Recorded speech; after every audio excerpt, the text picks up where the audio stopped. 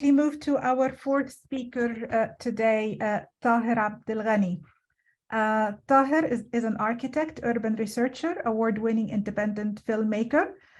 He's also an assistant lecturer at October University for Modern Sciences and Arts in Egypt, and an advisory member at the City Space Architecture platform. His work focuses on the cinematic representation of cities and its impact on other fields of studies, such as visual culture and education. Tahir has produced short films that were screened in Egypt, Europe, and the USA. His 2019 short film called Descent received the Best Short Film Award at the 5th Biennale Spazio Pubblico Festival in Rome. And the title of the talk today is Debating the Socio-Psychological Manifestation of Home During the Metaverse Era. Tahir, the floor is yours, and it's good to see you at last face-to-face, so there you are. Thank you so much, Professor Jen, for organizing this very important seminar. Can you hear me well and see the screen? We can, yes. We can. Okay, I will just do this. I will just excuse you that I will turn off my camera because my internet connection isn't that great here. Hopefully it will be better. Okay, so good morning, everyone. And I would like to today introduce a debate, a theory about the changing meaning of home during this new era that we call that is called the metaverse, and how there's a there's different social and psychological aspects to it.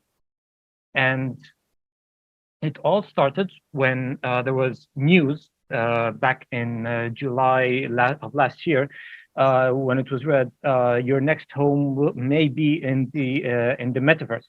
And this got me thinking about how the real life will be changing from now on. And the article focuses on the story of a digital artist called Krista Kim. And during the lockdown, back in June 2020, she began designing her perfect home. It was about with glass-walled bungalows and had mountain views in the background. And then she hoped that she would find a buyer for it. And she spent a long time to find a buyer, but eventually she did.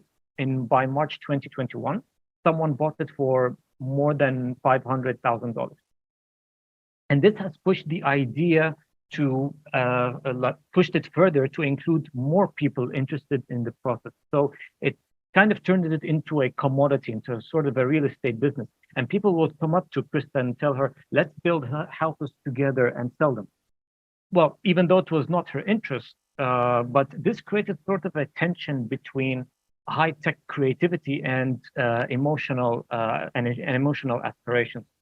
And this brings me to a sort of a psychological transition from the bicameral mind. The bicameral mind is sort of the origins of our conscious, which is like how the mind occurs through two chambers. So biologically, it means that that the mind is divided into two parts. One is responsible for listening and obeying, and the other is responsible for speaking. And this has shifted to the metacameral mind, or what I call the metacameral mind, which is not only the awareness of what is around us, but there's also the overlap between awareness and illusion. And this has generated from our fascination with the virtual experience and the emotional connections that we have created with isolation. So we've got this translation from the bicameral space to the metacameral space. And this actually stemmed like beginning of the lockdown during COVID-19, because we spent months isolated at home, and we had to sort of like experience an sort of like an existential daily experience. This was a chance for us to escape reality and to escape the pressure of the normal life. And so these are some of the terms that emerged during the time. So we had to go from being from the presence to isolation, from being there to alienation. The last one is Be Here Now. Be Here Now was a book published during the early 70s, and it talks about, or it refers to the hippie era. And the author, actually, who was a bishop, he was talking to the generation who were fed up with some of the world crises that were going on, like environmental degradation and capitalism. And this generation who was checking out of the power matrix of the society at the time, and he was talking to them about retreating into something smaller. Yet it took us to an extreme level of alienation and to a sort of extent, and some extent, the socio-spatial displacement. But in a way, it had some sort of a drug satisfaction that we found ourselves being too absorbed by. And so, in my take on this metaverse effect is that we have two pillars. The first pillar is what Michel Foucault called the heterotopia or heterotopian space. And this is actually, there's a sort of a line between fiction and reality, between utopia and dystopia. And this in-between space is this confusion and uncertainty that we find ourselves within. And it was actually, he published this idea of the heterotopia in a paper called, a very famous paper of his called Of Other Spaces, Utopias and Heterotopias. And maybe it was the coincidence that it was published at the same time as a very famous science fiction novel at the time called Neuromancer. And maybe some people call it maybe a coincidence because actually Of Other Spaces might be referred to as a cyberpunk thinking. This novel was a cyberpunk genre. And it introduces artificial intelligence in more than one city, in more than one, like some are fictional cities, some are real cities. And both works, the Foucault paper and the novel, they explore the third principle of heterotopia. We have 6 principles, and I will just focus on the third principle, which is actually it's containing the multiple places at the same time. You have multiple places existing at the same time, yet it lacks the unity and the harmony.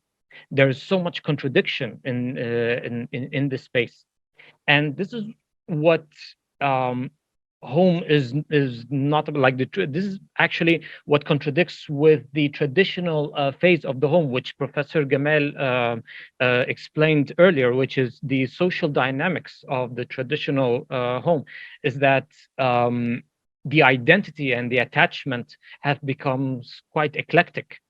It's not it's not just a mutual bond between people and themselves. No, it has become an odd space. It's the relationship between multiple spaces at the same time and multiple objects. And so when we put the VR glasses or whatever headset that we immerse ourselves in, this creates a value within this virtual space. Anything outside this glass becomes devalued. So what exactly are we connecting with? This is the characteristic of the metacameral space, is that it has become not just a human bond, it's a reinforcement of sort of a consumption. There's a sort of exchange rate happening in a very odd space. There's a utopian sort of form of community, and this draws a line between actual realization, our own realization of the environment, and the what is called the rational manipulation of desire, our own desires of what we want from this world. What are we consuming exactly? And this takes us to the second pillar, and which is called the commodity fetishism of space, which is a Marxist theory.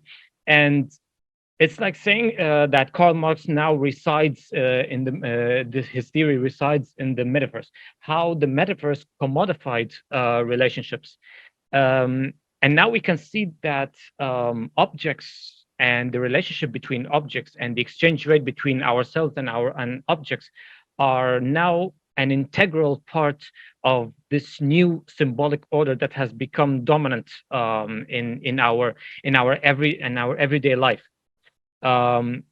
We purchase souvenirs made from commodified nature that deny their nature as commodities. They have become commodities, but they sort of lost track along the way due to the overwhelming connectivity that we have with objects. And this collaborates with or cinemizes with the off-space theory of heterotopia. Hence, it is like the redefinition of nature, the recreation of nature, and the reproduction of culture. There is a new system of relationships between people, a new system of network that is going on, and it's still being explored. So it's just that there is a new currency emerging in this world, which is people and places, but also people and objects. And this set of exchanges have diluted the idea of the social dynamics in the traditional sense of home, or in the classical sense of home. Is that this two chambers of relation between people and place have become so eclectic and so diversified that we lost our track with our sense of belonging and sense of attachment to a familiar place. Home is also about familiarity, about identity, which is still being debated and somehow dissolved in this virtual era. And in the end, I would like to summarize that when this quote was said to Krista in the beginning, let's build houses together and sell them, this is basically translated into that human interactions have become overshadowed by digitized, objectified, alienated, and commodified spaces. Our existence and presence in this world is being defined by objects and things, and has become valued by our isolation and by our social and displaced, alienated existence from the others around us. And in the end, I want to say this is a theory that I'm just like putting forward, and of course it can be developed later on. So that's why I would like to end with to be continued. So to be built on and for further discussions. And so thank you so much again, Professor Jian, for this organizing this seminar, and looking forward to your questions. Thanks a lot, Tahir. As I said, it's good to associate names with faces now. So it's really lovely to have you today. And thanks to Erna as well, who's been the dynamo behind this of organizing and getting all this set up. So thank you very much to everyone.